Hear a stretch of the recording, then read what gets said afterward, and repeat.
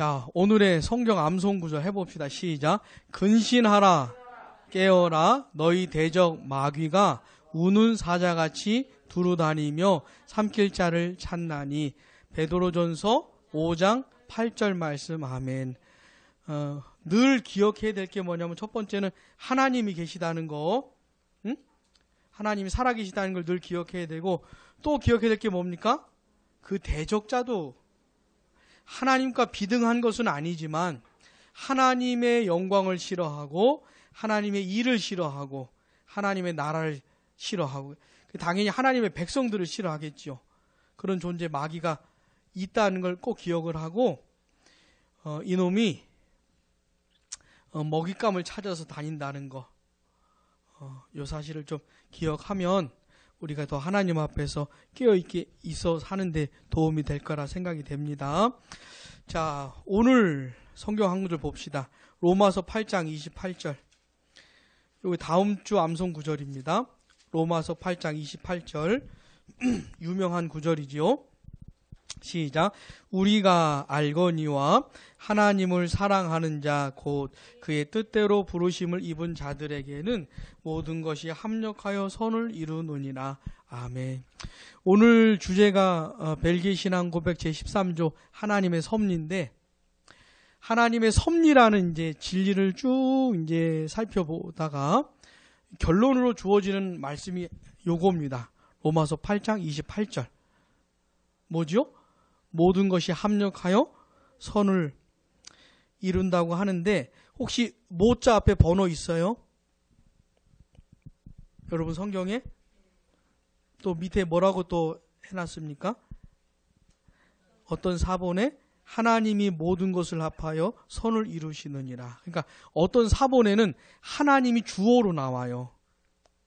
근데 한글 성경이 번역한 이 사본에는 하나님이라는 말이 없는 거예요. 근데 저는 이 어떤 사본이 더 설득력이 있는 것 같아요. 이 어떤 사본이. 왜냐하면은 이 모든 것들이 자기들이 알아서 뭘 이렇게 하는 게 아니고 하나님께서 모든 것 가운데 역사하셔서 결국 하나님의 백성들에게 선을 이루어 주시는 말씀이기 때문에 전 이게 더 설득력이 있다고 생각이 돼요.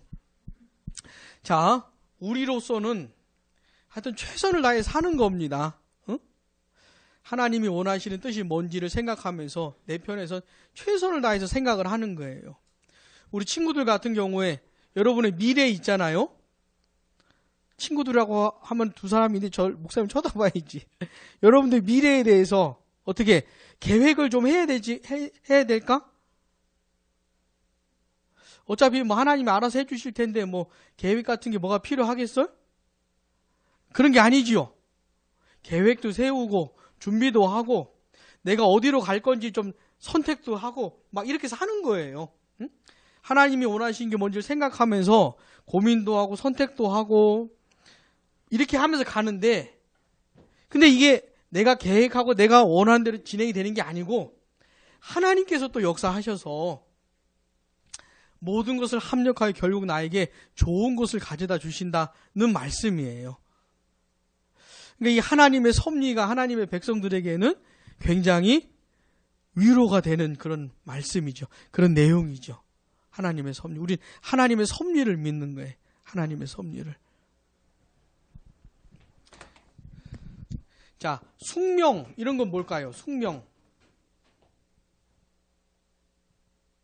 들어봤지요? 숙명. 어차피 내 인생이 결정이 됐으니까는 이렇게 결정된 거 이렇게 될 거라고 하는 게 숙명이에요. 근데 우리는 숙명론을 받아들이지 않아요. 물론 하나님께서 창세 전부터 다 작정을 하셨어요. 온 우주 만물을 창조하시고 또 이 세상 역사 가운데 어떤 일들이 있을지 다 작정을 하신 거지만 이게 그냥 무슨 뭐 계획 세웠으니까 그냥 그대로 진행이 돼 이런 말이 아니고 하나님 살아계신 하나님께서 그 은혜와 사랑과 지혜로 역사를 하시는 그런 걸 믿는 거예요.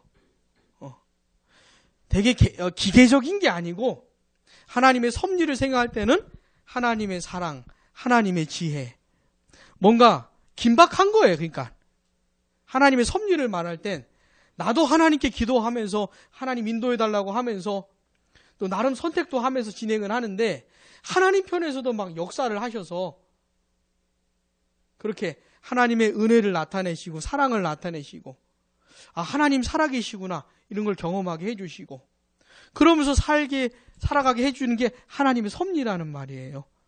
이거는 하나님의 백성들에게 굉장히 위로가 되는. 자, 로마서 8장 28절 꼭 기억하셔요. 하나님께서 모든 것을 합력하여 선을 이루게 하실 겁니다. 누가 주어입니까? 누가? 하나님이 주어예요. 그래서 저는 이 어떤 사본이 중요하다고 저는 생각하는 거예요. 왜 하나님이 주어로 나와가지고. 자, 지난 시간에는 하나님께서 만물을 창조하신 창조주라는 것을 생각을 했습니다. 근데 하나님이 온 우주 만물을 창조하신 다음에 그 다음 이 세계가 알아서 진행이 되도록 뒷짐지고 계신 게 아니에요. 자, 그런 사람들이 있었어요. 하나님은 창조만 하시고 그 다음에는 뒤로 빠지신다. 이렇게 주장하는 사람들이 있었어요. 그들의 주장을 뭐라 그래요? 세 글자. 론.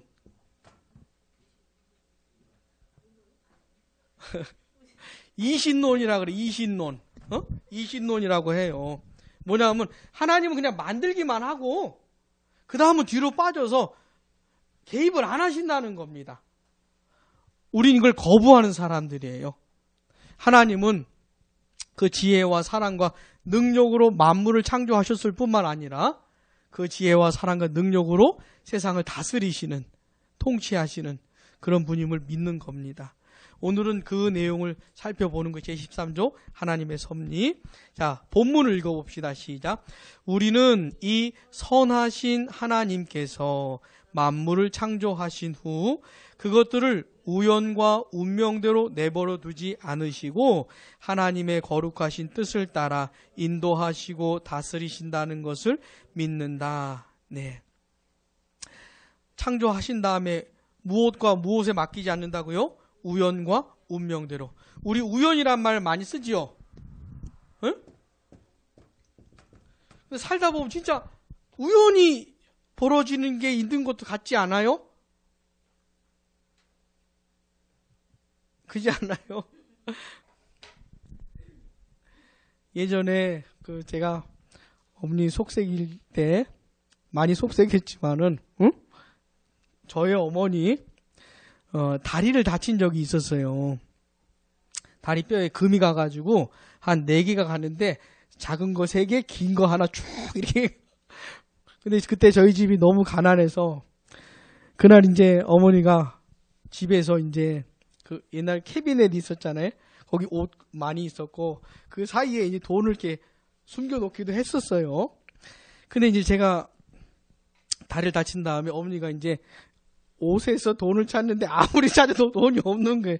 그래가지고 저한테 오더니 뺨을 한 대 탁 때리시더니 제가 어머니한테 뺨 맞은 적 그때 한 번밖에 없었어요. 너무 힘들었나 마음이. 그리고는 그 앞집 아저씨인가 아줌마가 소개해준 어떤 뼈 접고론에 갔어요. 일단은 이제 고치긴 해야 될 거 아니에요. 병을 고치긴 했는데 돈이 없는 거예요. 돈이. 우리 어머니가 거의 정신이 반쯤 나간 상태로 그냥 길고 병원 밖으로 나온 거예요. 돈이 없으니까.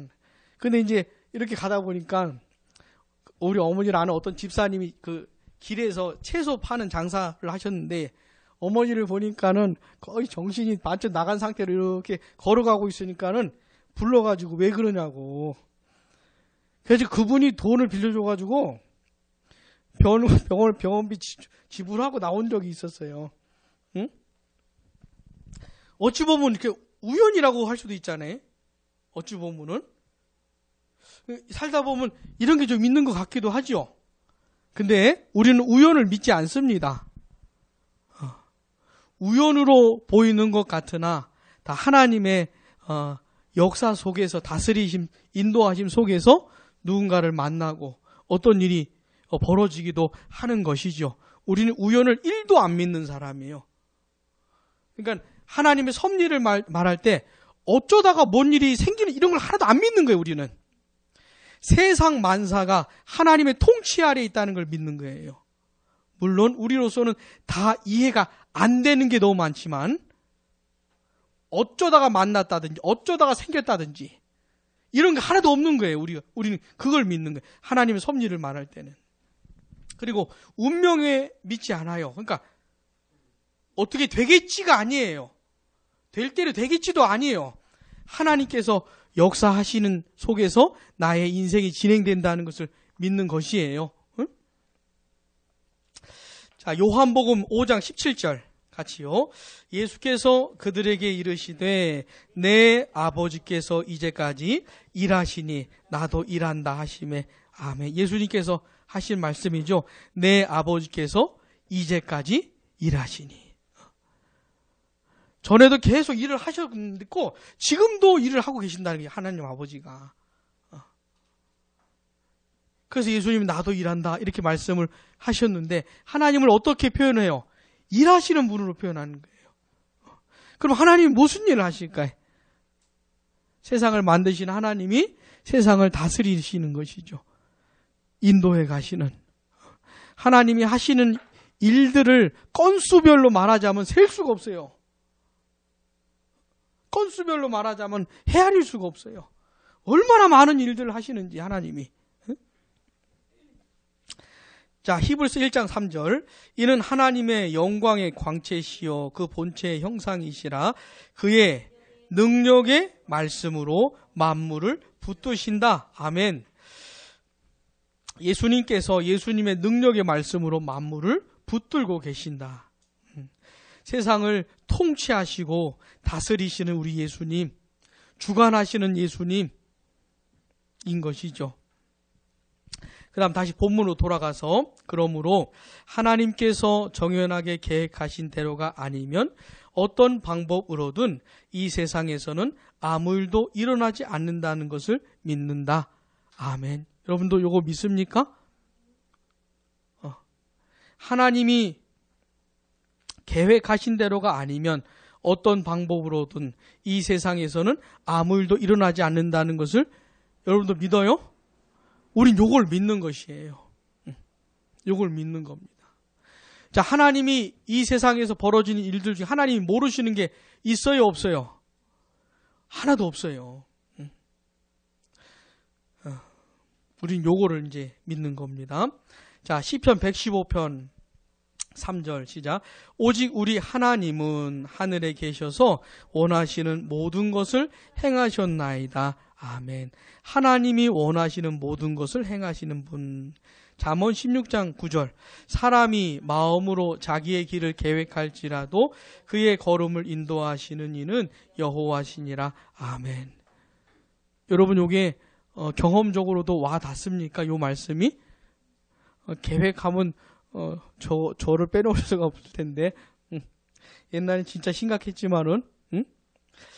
자, 사람이 마음으로 자기의 길을 사실 계획하는 건 좀 사실 정상적이에요.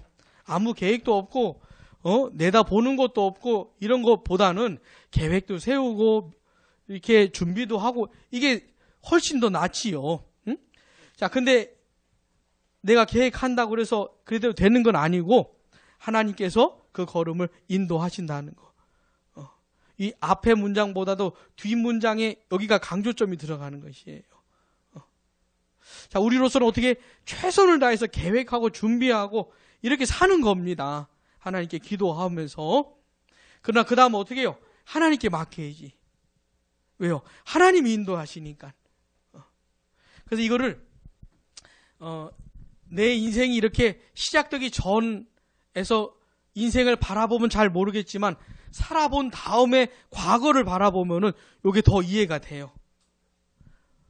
지난 날들을 생각해 보면은 하나님께서 그 걸음을 인도하신다는 게 더 무슨 말씀인지 와닿게 되는 것이에요. 하나님의 백성들이 그러니까 얼마나 좋겠어요. 하나님 아버지가 인도해 주시니까. 내가 계획하고 준비해도 실수할 때가 많을 거 아닙니까? 잘못 선택할 때도 많을 거 아닙니까? 근데 하나님 아버지가 어떻게 해요? 인도해 주신다니까.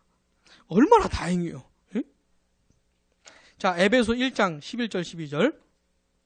모든 일을 그의 뜻의 결정대로 일하시는 이의 계획을 따라 우리가 예정을 입어 그 안에서 기업이 되었으니, 여기까지요. 모든 일을 그의 뜻의 결정대로 일하시는 분, 하나님을 이렇게 성경에서는 말씀해 주고 있습니다. 자, 다시 본문으로 돌아가서, 그러나 자, 세상을 하나님께서 통치하신다고 하는데, 그러면 지난번 살펴봤던 것처럼 죄 또는 악 이런 건 뭐냐, 이런 걸 질문할 수가 있겠죠. 그러나, 다시 시작. 그러나 하나님은 죄가 생기게 하시는 분도 아니며 그것을 책임지셔야 하는 분도 아니다. 이거 굉장히 중요한 겁니다. 하나님이 죄를 만드신 장본인이 아닌 거예요. 이 세상에서 하나님을 원망하는 사람들 되게 많거든요. 근데 그 하나님을 원망하는 많은 사람들 하는 말이 뭐냐면, 하나님이 살아계시면 어떻게 이런 나쁜 놈이 있을 수 있고, 세상에 어떻게 이렇게 괴로운 일들이 많고 슬픈 일들이 많은 거냐, 하나님이 사실 진짜 계시다면은. 그러면서 하나님을 원망하는 사람들이 굉장히 많아요. 굉장히 많아요. 죄는 하나님이 만드신 게 아니라는 거, 우리가 꼭 기억을 해야 됩니다. 자, 야고보서 1장 13절 시작. 사람이 시험을 받을 때에 내가 하나님께 시험을 받는다 하지 말지니 하나님은 악에게 시험을 받지도 아니하시고 친히 아무도 시험하지 아니하시느니라. 아멘. 하나님은 아무도 시험하지 않는다 말할 때, 이 시험은 무슨 뜻이라 그랬어요? 무슨 뜻이라 그랬어요? 유혹이에요, 유혹. 하나님은 어느 누구에게도 유혹하지 않아요. 죄를 짓게끔, 함정 파놓고 여기 빠지게끔, 지뢰 심어놓고 여기 걸어가게끔, 뭐 이런 일을 하나님은 안 하세요. 선하신 분이시기 때문에 그런 일을 안 하신다 이 말입니다. 유혹을 안 하신다 이거예요. 하나님이 내 인생에 잘못되게 하시려고 그러고 그런 분이 아니라는 거. 요한일서 2장 16절. 이는 세상에 있는 모든 것이 육신의 정욕과 안목의 정욕과 이생의 자랑이니 다 아버지께로부터 온 것이 아니요 세상에로부터 온 것이라. 아멘. 육신의 정욕, 타락한 본성을 가진 사람이 원하는 거 있잖아요. 하나님과 상관없이 살아가는 사람, 그런 사람의 마음을 육신이라고 하고, 그런 사람의 마음, 그런 사람의 생각, 그런 인생 통틀어서 그냥 육신이라고 하는 것이에요. 육신의 정욕이 그러니까 뭡니까? 하나님과 상관없이 사는 사람들이 원하는 거 있잖아요. 자, 하나님과 상관없이 사는 사람들이 원하는 것의 핵심 내용이 뭘까요? 뭘 원할까요, 불신자들은?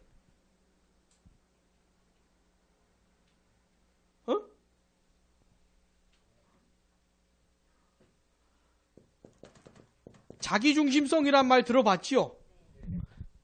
하나님과 상관없이 살아가는 사람들의 본성의 핵심 내용이 자기중심성이에요. 자기가 원하는 거, 하고 싶은 거, 좋아하는 거. 근데 하나님하고 아무 상관없어요. 그런 것에 욕구를 갖고 있는 것이 욕구. 욕심, 욕망, 욕구가 있는 것이에요. 육신의 정욕이라고 하는 거는, 그러니까 특별히 더 나쁜 것을 말하는 게 아니고, 하나님과 상관없이 살아가는 사람들의 그냥 그 사람들의 마음이 원하는 거를 말하는 것이에요. 안목의 정욕은 뭘까요? 특별히 그 중에서도 눈에 보기 좋은 거 있잖아요. 거기 욕심이 가는 거예요. 예를 들어서 우리 축구화 중에 뭔 축구화가 제일 좋을까? 축구화 중에 목사님 옛날에는 키카가 제일이었는데 그런 거 없지? 자, 이름도 없는 것보다는 그래도 유명한 그게 탐이 나잖아요. 응?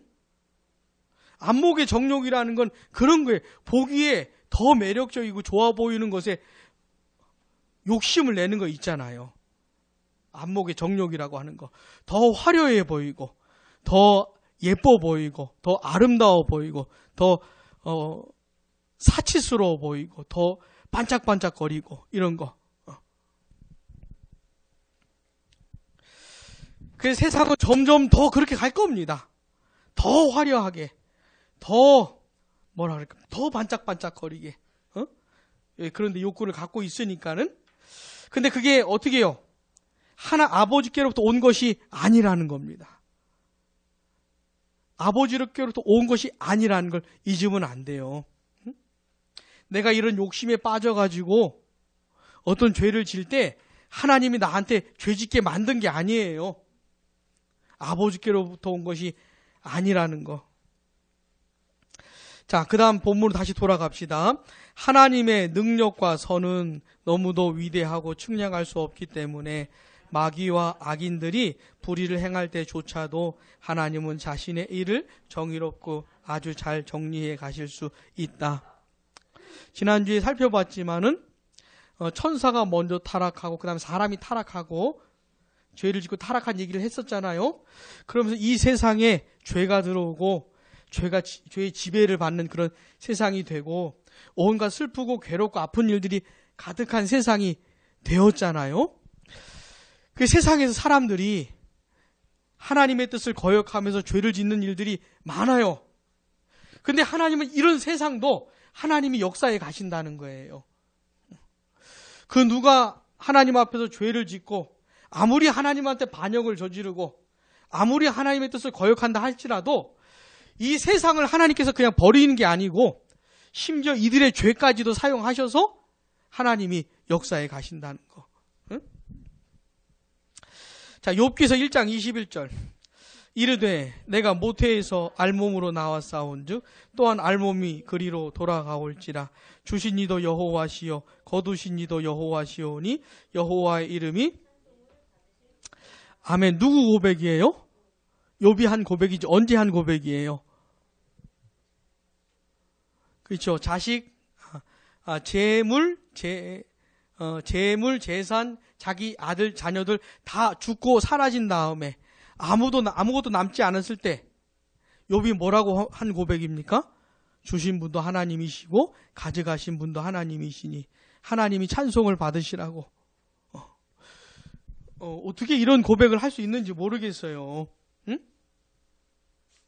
근데 이 욥이야말로 통치하시는 하나님, 다스리시는 하나님을 믿고 한 고백인 것이. 자, 자기한테 그렇게 많은 소유가 주어졌던 것도, 자기 소유가 하루아침에 다 사라진 것도 하나님 안에서 해석을 하는 거. 이 사람은 나는 원래 태어날 때부터 아무것도 갖고 태어난 것이 아무것도 없었는데 나한테 이렇게 많은 아이, 자녀들, 재물들, 이거 다 하나님이 주신 것이니까 이것이 다 사라지는 것도 하나님의 뜻 가운데에서 된 것이니 나는 괜찮다. 나는 하나님을 찬송한다. 이렇게 하는 고백인 것이죠. 자, 이사야서 10장 5절 시작. 아수르 사람은 화 있을진저 그는 내 진노의 막대기요 내 손에 몽둥이 내 분노라. 자, 아수르 기억나세요? 아수르가 어디를 멸망시켰습니까? 아수르에 멸망당한 나라 중에 하나, 북이스라엘과 남유다 중에 아수르에게 멸망한 나라는? 응? 그럼 남유다는? 바벨론이죠.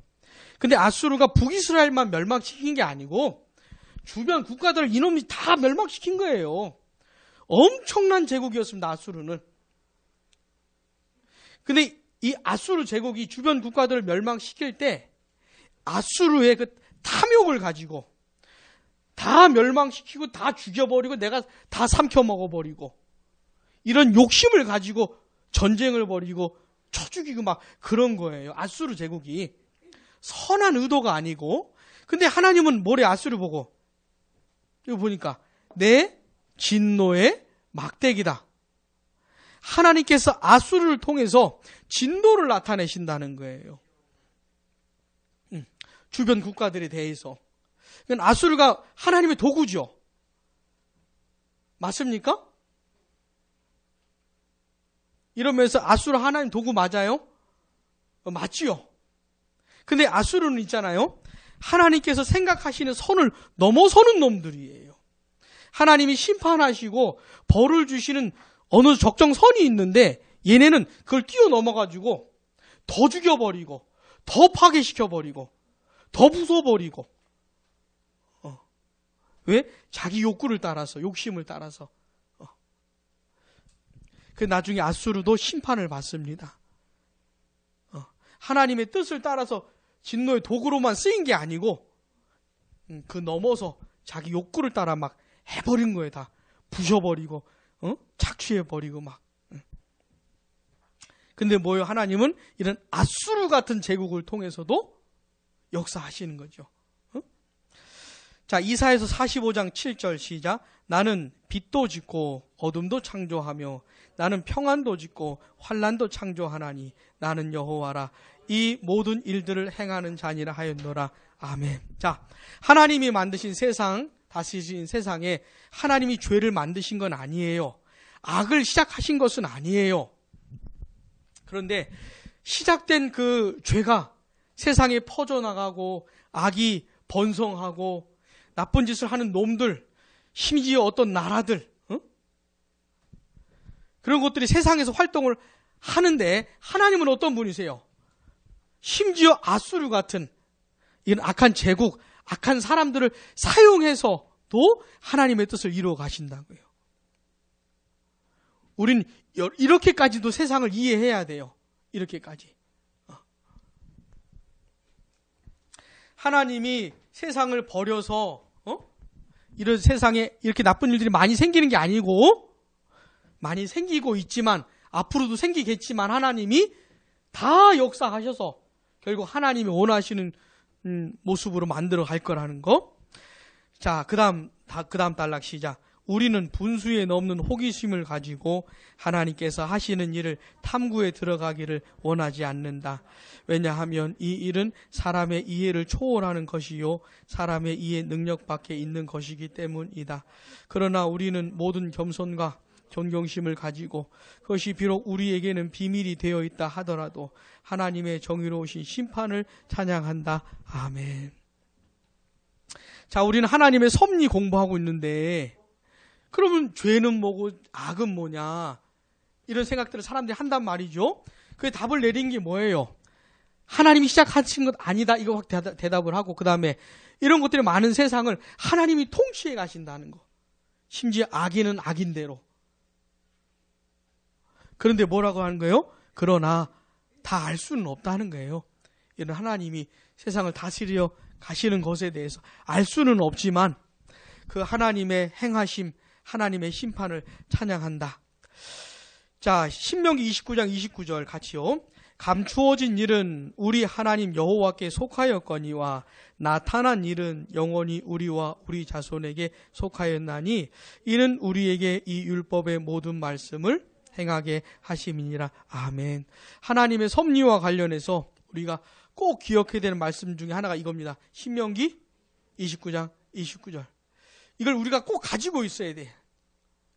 왜냐하면 이 세상의 모습의 상황에 대해서 우리가 대답할 수 없는 말들이 너무 많기 때문에 그래. 너무 많기 때문에. 그 세월호 사건이 몇 년 전에 있었나요? 세월호. 제가 대구에 있었을 때 일이니까 굉장히 오래됐잖아요.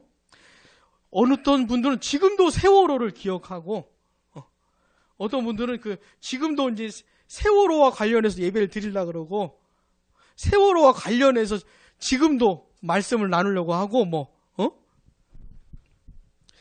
근데 그 당시는 정말 장난이 아니었어요. 제가 그 교회 부목사로 있었는데 무슨 말을 하긴 해야 될 거 아닙니까? 너무너무 당황스러운 사건이 우리나라에 일어났는데 여기에 대해서 뭘 대답을 하긴 해야 될 거 아니에요. 근데 할 말이 없는 부분이 너무 많은 거예요. 세월호 사건과 관련해서 그 선하시고 인자하신 하나님이 살아계시고 하나님이 통치하신다고 하는데 어떻게 이런 일이 벌어질 수가 있느냐? 이렇게 화를 내면서 덤벼드는 사람들한테 그리고 또 믿는 사람들 중에도 그렇게 말은 안 해도 속으로는 괴로운 거예요. 속으로는. 아니 하나님은 살아계신데 어떻게 이런 일들이 안타까운 일이 벌어질 수 있을지 다른 불신자들처럼 원망은 안 해도 속으로 대답은 못 하겠고, 그러나 시원하지는 않은 그런 성도들하고 이렇게 교회 생활하면서 목회자로서 뭘 대답을 해줘야 될 거 아니에요. 응? 저는 그런 때 사용하는 구절이 요거예요. 신명기 29장 29절. 하나님은 분명히 살아계신다. 근데 하나님이 하시는 일들 우리가 다 알 수 없다. 세월호 사건이 벌어진 것도 하나님의 뜻 가운데 벌어진 건 확실하다. 그러나 이건 확실한 것이다. 하나님이 이렇게 안타까운 일을 하나님이 시작하신 것은 아니지만 하나님이 통치해 가시는 이 과정에서 하나님이 아시는 가운데 이 일이 벌어진 것은 확실하다. 그건 우리가 믿음으로 고백할 수 있어야 된다. 그러나 왜 그런 것인지, 뭐 때문에 그렇게 된 것인지, 앞으로 어떻게 하실 것인지에 대해서 모르는 게 너무 많다. 감추어진 일들이 너무 많다. 이게 굉장히 중요한 구절이 되는 거예요. 그래서 자, 러시아가 우크라이나를 공격했잖아요. 얼마나 많은 민간인들이 죽었습니까? 그리고 러시아 뜻대로 전쟁이 진행되지도 않아요. 그런 전쟁을 뭐하러 시작을 했을까, 이 러시아가. 자, 이런 일들에 대해서 감추어진 뜻들이 너무 많다는 거 인정을 해야 됩니다. 왜 그런 건지, 어떻게 된 건지, 앞으로 어떻게 될 건지 모르는 게 너무 많다는 거. 자, 고린도전서 4장 6절 같이요. 형제들아, 내가 너희를 위하여 이 일에 나와 아볼로를 들어서 본을 보였으니 이는 너희로 하여금 기록된 말씀 밖으로 넘어가지 말라 한 것을 우리에게서 배워 서로 대적하여 교만한 마음을 가지지 말게 하려 함이라. 기록된 말씀 밖으로 넘어가지 말라. 우리 지난번에 한번 암송 구절 했었죠. 따라해 봅시다. 기록된 말씀 밖으로 넘어가지 마라. 굉장히 중요한 거예요. 이 세상의 역사에 대해서 이해할 때에도 이 말씀을 꼭 기억해야 됩니다. 기록된 말씀 밖으로 넘어가지 마라. 나 개인의 인생도 그렇고 우리 가정의 역사도 그렇고 이 세상의 역사도 그렇고 감추어진 것들이 너무 많다는 것. 이 하나님의 말씀을 꼭 기억해야 돼요. 다만 하나님께서 성경을 통해서 가르쳐주신 하나님의 나타난 뜻, 하나님의 뜻들에 대해서는 배워가면서 이해해가면서 살아가야 하는 거지만 온 세상에 대한 하나님의 섭리에 대해서는 늘 어떻게 해요? 겸손해야 돼요. 겸손하고 속단하지 말고 자기 인생이나 가정의 역사나 세상의 역사에 대해서 불평하지 말고 하나님한테 원망 불평하지 말고 따지지 말고 조심해야 되는 것이에요. 왜요? 감추어진 내용이 너무 많아서. 자, 그 다음 본문 다시요. 우리는 그리스도의 제자가 된 것에 만족하며 하나님께서 말씀 안에서 우리에게 보여주신 것만을 배우되 성경이 말하는 그 이상을 넘어가지 않는다. 네, 우리 아까 살펴봤던 내용들인 거죠. 자, 그 다음 달로 읽어봅시다. 우리는 이 교리로부터 말로 표현할 수 없는 위로를 얻는데 왜냐하면 우리가 이 교리를 통해서 세상의 어떠한 일도 우리에게 우연히 일어나지 않고 오직 우리의 은혜로우신 하늘 아버지의 계획을 따라서 일어난다는 것을 알 수 있기 때문이다. 하나님께서 아버지로서 관심을 갖고 위에서 우리를 지켜보시며 만물을 하나님의 뜻대로 통제하고 계시기 때문에 우리 하나님 아버지의 뜻이 아니면 우리 머리에 머리카락 하나라도 그리고 아무리 작은 새 하나라도 땅에 떨어질 수 없다. 아멘. 이게 하나님의 섭리를 말하면서 점점 더 결론으로 와닿는 것이에요. 점점 더. 자, 우리는 모르겠는 게 너무 많아요. 내 과거에 대해서, 내 현재에 대해서, 내 미래에 대해서 모르겠는 게 너무 많아요. 근데 확실한 건 뭐예요? 하나님께서 선하시고 인자하신 분이고 그분이 나의 아버지시고 그 하나님께서 세상을 다스리시고 나를 통치하시고 나를 인도해 가신다는 것. 하나님께서 허락하지 않으시면 참새 한 마리도 땅에 떨어지지 않는다는 것. 그 하나님의 섭리 가운데 내가 있고 내 인생이 있기 때문에 이게 얼마나 위로가 되느냐 하는 겁니다. 마지막 단락. 우리는 이런 생각을 할 때 안심하게 되는데 이는 하나님께서 마귀와 우리의 모든 원수들 제압하심으로 하나님의 허락과 뜻이 없이는 그들이 우리를 해칠 수 없다는 것을 알기 때문이다. 그러므로 우리는 저주받을 만한 과오를 범하고 있는 에피크로스주의자들을 배격한다. 왜냐하면 그들은 하나님이 아무 일에도 관여하지 않으시고 모든 것을 우연에 맡기셨다고 주장하기 때문이다. 누가요? 말이 길죠. 에피크로스주의자들. 어떤 철학을 갖고 있는 사람들인데 아까 말했던 거 이거예요. 이신론자들이에요. 그러니까 하나님은 만드시고 그냥 가만히 계신다 이 말입니다.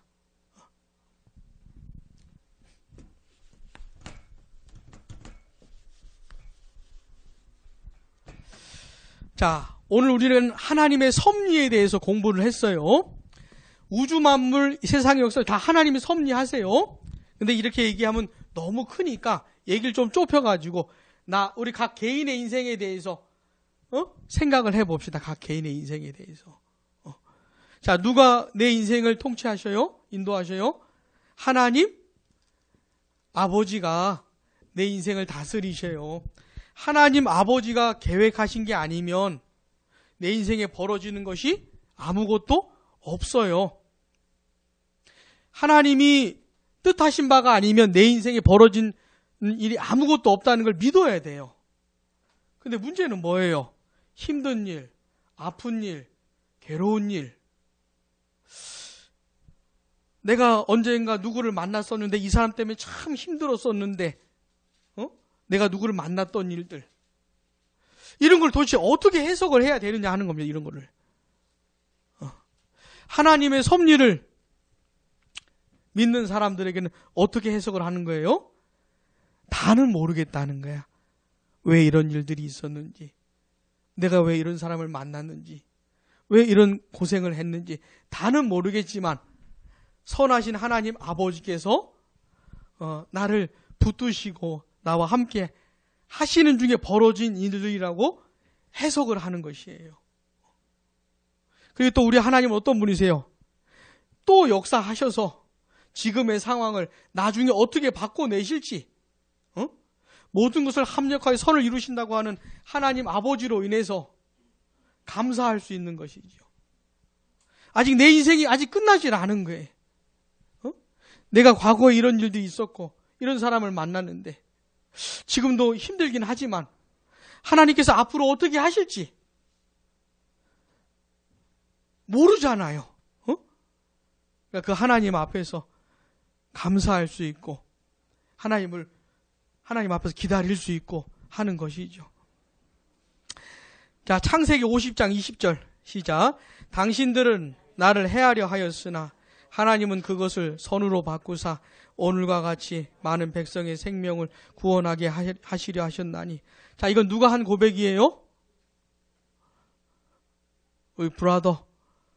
누가 한 고백이에요, 이거? 요셉이 한 고백이죠. 언제 한 고백이에요? 이게 우리 오늘 하느님의 섭리의 결론과 같은 내용인데 이게 언제 한 거예요?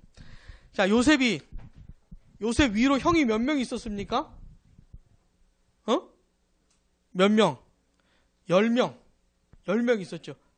10명 맞죠? 누가 11명이라 그래가지고 갑자기 헷갈렸어요. 10명 있었잖아요.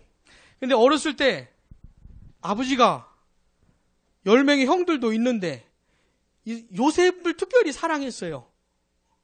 티를 내면 돼야 안 돼요? 티를 내면 안 되잖아요? 근데 이 아버지는 티를 확실히 냈어요. 확실히. 내 최애는 요셉이다. 확실히 티를 냈어요. 그러니까 형들이 얼마나 화가 나겠어, 얼마나. 얼마나. 나도 아버지 자식인데. 얼마나 화가 났겠어요. 그러다가 이제 그런데 꿈까지 꿨네? 꿈 내용이 형들은 더 화가 나는 꿈 내용인데 그러니까 얼마나 화가 났겠어요. 그러다 기회가 왔지요. 요셉을 죽여버릴 기회가 왔어요. 처음엔 죽이려고 그랬어요.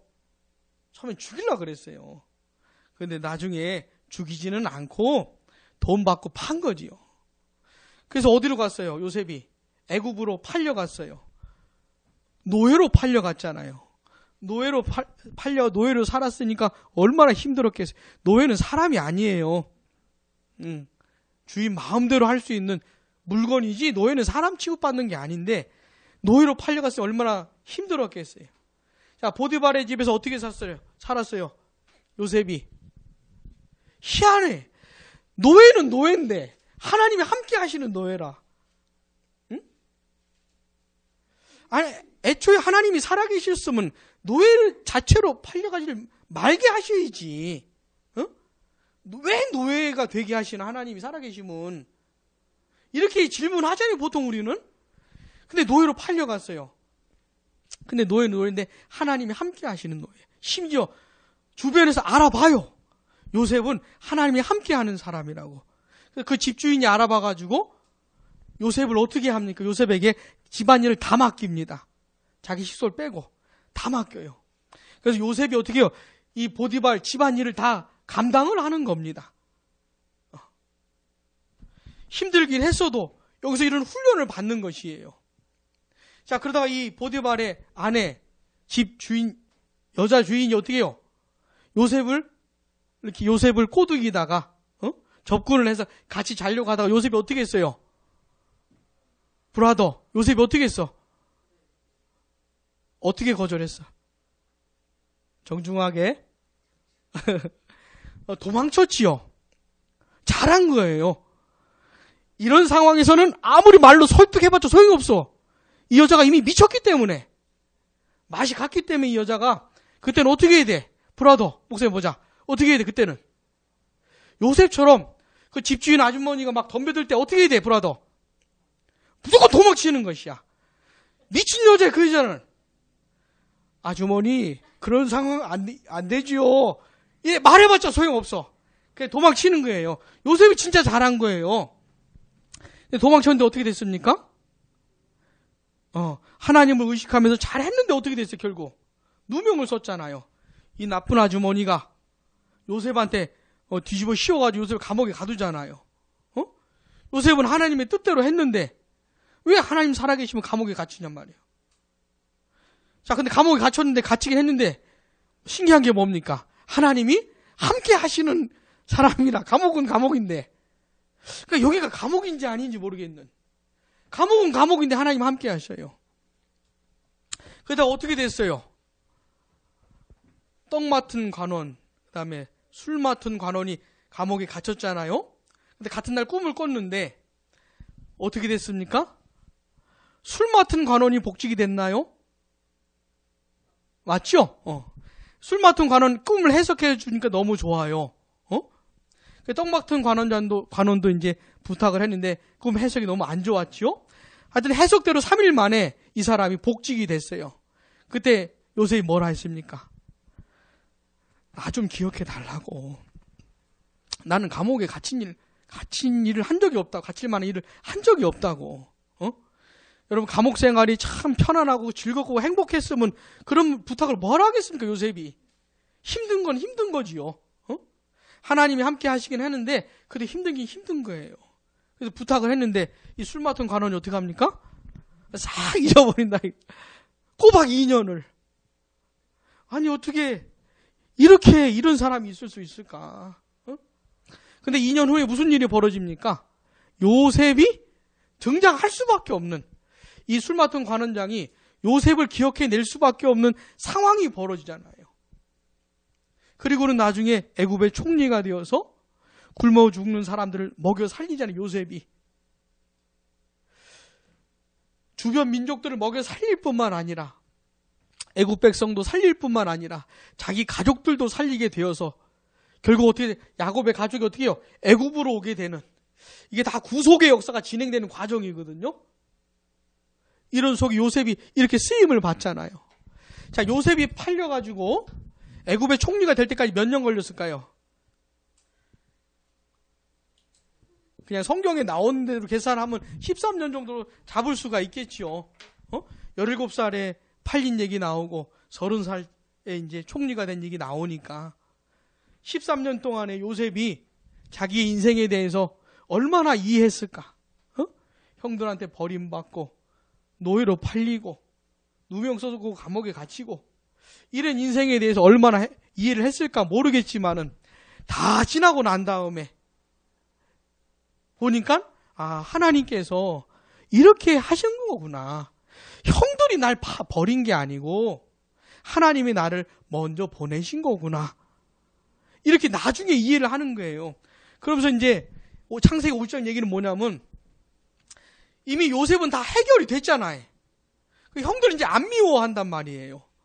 아버지 죽은 다음에도 형들 안 미워하고 형들한테 복수 안 하려고 그래요. 근데 형들이 괜히 무서운 거예요, 요셉이. 자기들이 잘못한 게 있으니까 괜히. 그래서 이제 요셉한테 좀, 잘 좀 봐달라고, 또 그런 얘기를 하니까 요셉이 이렇게 말하는 겁니다. 당신들은 나를 헤아려 하였으나 하나님은 그것을 선으로 바꾸셨다고. 요셉에게 남은 건 뭐예요? 선으로 바꾸신 하나님만 남는 거예요, 요셉에게. 모든 것을 합력하여 선을 이루신 하나님의 역사가 남는 거예요, 요셉한테는. 그러니까 13년 전에, 그 전에 자기를 버렸던 형들도 어떻게 용서 가능한 것이지요. 복수할 생각이 1도 없는 거예요, 요셉은. 심지어 이 형들의 자식까지도 다 먹여 살리겠다 그래, 요셉이. 자, 이런 게 하나님의 섭리, 하나님의 섭리. 자, 결론. 로마서 8장 28절 시작. 우리가 알거니와 하나님을 사랑하는 자 곧 그의 뜻대로 부르심을 입은 자들에게는 하나님이 모든 것이 합력하여 선을 이루게 하신다. 그죠? 자, 나 한 개인의 인생도 그렇고 우리 가정의 역사도 그렇고 우리 교회의 역사도 그렇고 이 세상 어떤 나라 어떤 민족 다 하나님께서 섭리해 가신다는 거예요. 이 하나님의 섭리를 특별히 나 개인에게 적용을 생각해 볼 때 이게 얼마나 감사하냐 이거예요. 얼마나 위로가 되냐 이거예요. 모든 것을 합력하여 선을 이루신 하나님 꼭 기억하셔요. 응? 지금은 그 과정인 겁니다. 그 과정. 자, 제가 기도하고 마치겠습니다.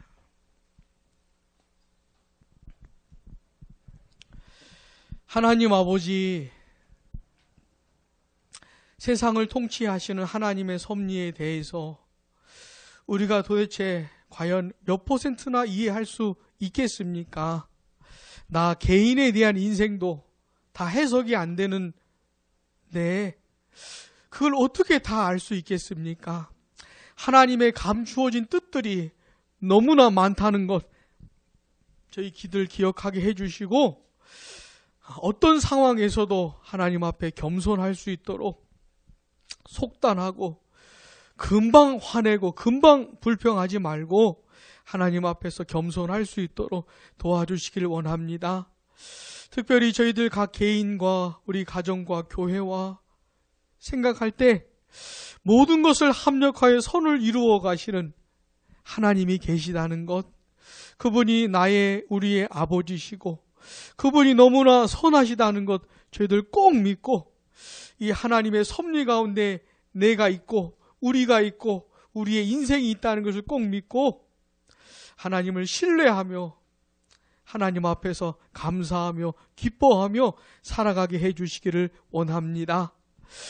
우리 인생 가운데 뭐가 잘 될 때 하나님께 꼭 감사하게 해주시고 잘 안 되고 힘들고 어려울 때 하나님 앞에서 인내하게 해주시고 어떻게 될지 모르는 우리의 앞날에 대해서도 하나님을 신뢰하며 믿음으로 나아갈 수 있도록 도와주시기를 원합니다. 하나님 아버지, 이번 한 주간도 우리 사랑하는 성도들 다 지켜주시고 이번 한 주간도 우리가 하나님의 섭리 가운데 있다는 것을 많이 체험하는 그런 시간들 되게 해주시기를 원합니다. 예수님의 이름으로 기도드립니다. 아멘.